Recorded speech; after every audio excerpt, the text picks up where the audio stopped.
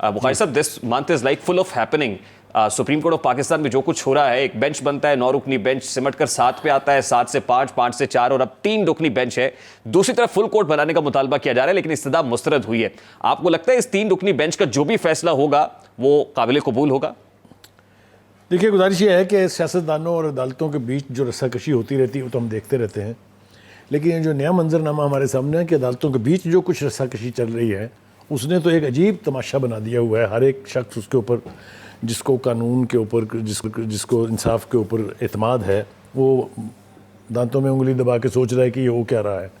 یہ ایسا تماشا ہے جس کے اوپر میں کوئی ایسا ایکسپریشن دینا نہیں چاہتا جس سے توہین کا پہلو نکلتا ہو, لیکن ججز جو کچھ کر رہے ہیں ماشاءاللہ وہ آنے والے صحافتی کریئر میں اس سے پہلے یہ سب کچھ بالکل کبھی ایسا نہیں ہوا. میں عرض کروں آپ سے, میں اس کی مثالیں دینا چاہتا ہوں کہ عدالتوں کے اندر فیصلوں کے حوالے سے اونچ نیچ ہم نے ہمیشہ سنی ہے کہ ہوتی رہتی ہے, کہیں اختلاف ہے, کہیں یونانیمس ڈیسیجن ہے, لیکن یہ جو بینچ اپنی مرضی سے بن رہے ہیں, مرضی کے ججز رکھے جا رہے ہیں, مرضی کے ججز کو نکالا جا رہا ہے, مرضی کے ججز کو بالکل یکسر نظر انداز کیا جا رہا ہے, یہ ہم نے کبھی نہیں دیکھا. اس پر ججز کی جانب سے اعتراض اٹھایا گیا. جسٹس قاضی فائز عیسیٰ کی سربراہی میں جو 3 رکنی بینچ کا فیصلہ تھا اس پر آج رجسٹرار سپریم کورٹ نے سرکولر جاری کیا ہے اور پھر اس پہ ایک تنقید ہو رہی ہے کہ جو جوڈیشل فیصلہ ہے, جو جوڈیشل معاملہ ہے, اس پہ ایک انتظامی افسر کس طرح سے سرکولر ایشو کر سکتا ہے.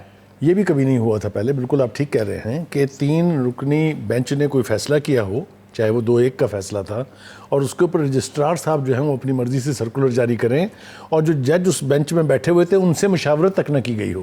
آج ججز نے جو جواز پیش کیا ہے کیس نہ سننے کا, وہ بھی آپ کے سامنے. بخاری صاحب میرا سوال بڑا سادہ سا ہے سر, فل کورٹ بنانے میں کیا امر مانے ہے؟ مطلب یہ بینچ بننا, بینچ ٹوٹ جانا ایک تماشا بنا ہوا ہے سر. فل کورٹ کیوں نہیں بنا دیا جاتا؟ اگر فل کورٹ بنانا مقصود ہوتا یا وہ چاہتے اس کو بنانے تو 9 رکنی بینچ پہلے تو 7 رکنی نہ بنتا, پھر 7 سے 5 رکنی نہ بنتا, پھر 5 سے 4 رکنی نہ بنتا, پھر 4 سے 3 رکنی نہ بنتا. اب تماشا دیکھ رہے ہیں کیا ہو رہا ہے. تو یہ آپ کو لگتا ہے کہ یہ فل کورٹ بنائیں گے؟ آپ یہ ضمانتوں کا جو جمعہ بازار لگا تھا وہ آپ نے دیکھا نہیں؟ آپ بالکل درست فرما رہے ہیں کہ جو بینچ کی کانسٹیٹیوشن کمپوزیشن ہوتی ہے اس سے لوگ یہ اندازہ لگانا شروع کر دیتے ہیں کہ فیصلہ 3-0 سے آئے گا, 3-2 سے آئے گا, 3-1 سے آئے گا. اب اس وقت جو بینچ موجود ہے اس پر تو آرٹیکل 63A کے معاملے پر بھی, پھر ووٹ آف نو کانفیڈنس کے معاملے پر بھی پی ڈی ایم جماعتوں کی طرف سے بار بار کہا گیا کہ فل کورٹ بنائیں. اب پھر وہی بینچ ہے, فل کورٹ نہیں بن رہا ہے. میں تو یہ پوچھ رہا ہوں بخاری صاحب اس کے بعد ہوگا کیا فیصلہ؟ جو بھی ہوگا کیا آفٹر پہلی بات تو یہ ہے کہ اگر یہ بینچ کوئی فیصلہ کرنے جا رہا ہے تو یہ کسی نے نہیں ماننا, یہ میں آپ کو بتا رہا ہوں, کیونکہ یہ تاثر ایک یہ قائم ہو رہا ہے کہ یہ انصافی جج جو ہے جو فیصلہ کریں گے وہ سب کو پتہ ہے. ایک شخص ضد پکڑ کے بیٹھا ہوا ہے کہ میں نے الیکشن جو ہے شیڈول سے پہلے کروانے ہیں, اس نے اپنی خواہش کے اوپر اسمبلیاں توڑ دی.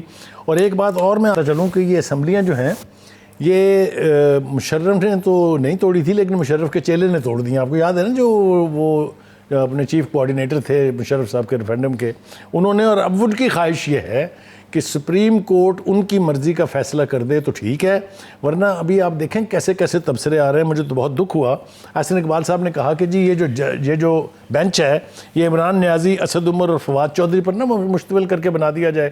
تو مریم نواز نے اس کے رسپانس میں کہا کہ یہ بھی ایسا ہی ہے بینچ. آپ مجھے بتائیں کبھی سنا آپ نے کہ سپریم کورٹ کے ججز کے بارے میں یہ ریمارکس؟ بخاری صاحب آپ نے تاریخی حوالے دیے ہیں. ہم نے دیکھا کہ مشرف دور کے اندر عبدالحمید ڈوگر صاحب جس وقت آئے اور اس وقت ایک ڈویژن دکھائی دی, عدلیہ آپس میں ایک محاذرائی اور تصادم کسی صورت میں دکھائی دی. پھر ہم نے دیکھا 1997 کے اندر جو کچھ ہوا وہ بھی ہمارے سامنے ہے. آج کی جو سچویشن ہے ان دو نظائر سے کیسے مختلف دیکھتے ہیں؟ بہت مختلف ہے. میں آپ کو سچ ایمانداری سے یہ کہوں کہ اس دور میں اگر آپ جائیں, دونوں حوالے جو آپ نے دیے ہیں, تو ججز کے مابین آپس میں, ججز کے ایک دوسرے کے بارے میں اس طرح کے نہ کبھی ریمارکس باہر آئے تھے, نہ اس طرح کی بات ہم نے کبھی سنی تھی. اس وقت تو ایک عجیب و غریب تماشا ہے. اتنا تصاد تو میرا خیال ہے کسی یونین کاؤنسل میں نہیں ہوتا جس تصاد کا منظرنامہ ہمارے سامنے سپریم کورٹ جیسے ادارے میں ہے. بخاری صاحب یہ مشورہ اور لوگ بھی دے رہے ہوں گے, لیگل فرٹرنیٹی سے بھی ہوگا, سیاسی جماعتیں پریس کانفرنسز, میڈیا ٹاکس کے اندر بھی پریشر ماؤنٹ کرنے کی کوشش کرتی ہیں جو نہیں ہونا چاہیے. تو کیا وجہ ہے, فلیکسیبلٹی کیوں نہیں ہے؟ اب آپ مجھے مجبور کر رہے ہیں. تو میں آپ کے ہاتھوں بہت تنگ ہوں, اس لیے کہ جو بات میں چھپانا چاہتا ہوں وہ آپ اگلوا لیتے ہیں. دیکھیے اس کی وجہ یہ ہے کہ ایک تاثر قائم ہو رہا ہے کہ یہ جو موجودہ لیڈرشپ ہے ہماری سپریم کورٹ کی, یہ ڈر کے فیصلے کرتی ہے. میں پھر آپ سے کہہ رہا ہوں کہ میں انتہائی ذمہ داری سے یہ کہہ رہا ہوں کہ یہ تاثر ہے کہ تحریک انصاف نے جس قسم کا تماشا لگایا ہے عدالتوں میں. آپ کو یاد ہوگا ٹوائس ان جوڈیشل کمپلیکس, ایک دفعہ اسلام آباد ہائی کورٹ میں, 2 دفعہ لاہور ہائی کورٹ میں ضمناً یہ بتا دوں کہ عمران خان صاحب نے آج ٹویٹ کی ہے اور اس پہ اپنے کارکنان کو کہا ہے کہ آپ نے سپریم کورٹ آف پاکستان کے لیے پرٹیکولرلی اس بینچ کے لیے سڑکوں پر نکلنا ہے. اب آپ جب سڑکوں پہ لوگ آئیں گے, پریشر ماؤنٹ کریں گے, تو اس کا مطلب کیا ہے sir? What does it mean? دیکھیں 3 طرح کا ڈر ہے. ایک ڈر یہ ہے کہ سوشل میڈیا کے اوپر وہ ٹھکائی ہوتی ہے کسی بھی اس بندے کی جو کوئی فیصلہ ایسا کر دے جس سے عمران خان صاحب خوش نہ ہوں. کیا آپ کو وہ منظرنامہ یاد نہیں ہے کہ باہر اوورسیز پاکستانیز نے ان ججز کے تصویریں رکھ کے اس کے اوپر جوتیاں برسائی تھی؟ Very unjustified. Very unjustified. ہم تبرہ کرتے ہیں ان کے اوپر جنہوں نے کیا, لیکن یہ ہوا کہ نہیں ہوا. یہ بات اس سے بھی بڑھ جائے گی. اس بات سے ہماری عدالت عالیہ کو نہ صرف یہ کہ اس کے علم میں ہونا چاہیے یہ کہ یہ تاثر نہ ہو.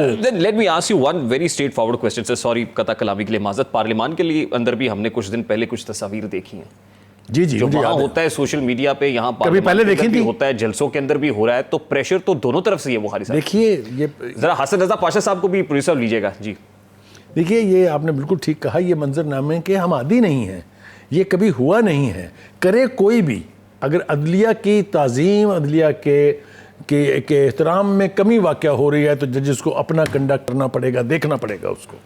نتیجہ کیا دیکھ رہے ہیں ہم؟ نتیجہ یہ دیکھ رہے ہیں کہ اگر ایسا فیصلہ ہوا جو کسی ایک شخص کی مرضی اور منشا کے مطابق ہوا تو اور زیادہ تمسخر اڑے گا ہماری اعلیٰ عدلیہ کا بھی, ہمارے ججز کا بھی, جو کہ نہیں ہونا چاہیے.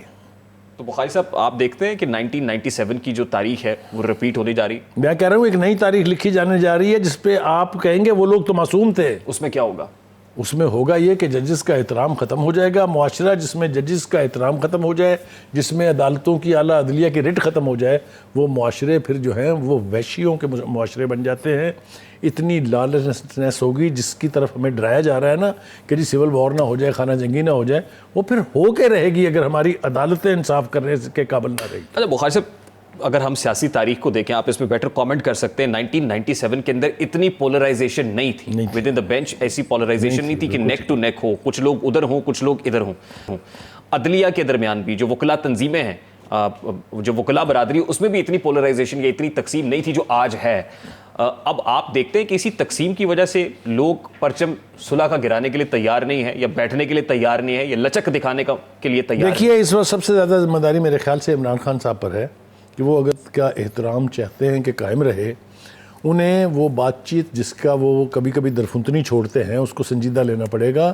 وہ اگر پولیٹیکل ایلیٹ کے ساتھ بیٹھ کے فیصلے نہیں کریں گے اور انتظار کریں گے کہ جج ان کے مسائل حل کرے, جج ان کی فیور کے فیصلے دے, تو یہ اونٹ کسی کروٹ نہیں بیٹھے گا اور ہم تباہی کے راستے پر چل نکلیں گے. That would be very unfortunate. Bukhari صاحب بہت بہت شکریہ آپ کے وقت کے لیے. سینئر صحافی تجزیہ کار سلیم بخاری صاحب ہمارے ساتھ موجود تھے. حسن رضا پاشا صاحب کو ٹرائی کر رہے ہیں. کوئی شارٹ بریک لیتے ہیں, بریک کے بعد واپس آئیں گے. چیئرمین پاکستان بار کاؤنسل حسن رضا پاشا ہمارے ساتھ موجود ہوں گے. ان سے جاننے کی کوشش کریں گے کہ آج انہوں نے جب فل کورٹ بنانے کا مطالبہ کیا اور چیف جسٹس آف پاکستان کے سامنے ایک استدعا کی تو انہیں کیسے رسپونڈ کیا گیا. بریک لیتے ہیں, بریک کے بعد واپس آتے ہیں.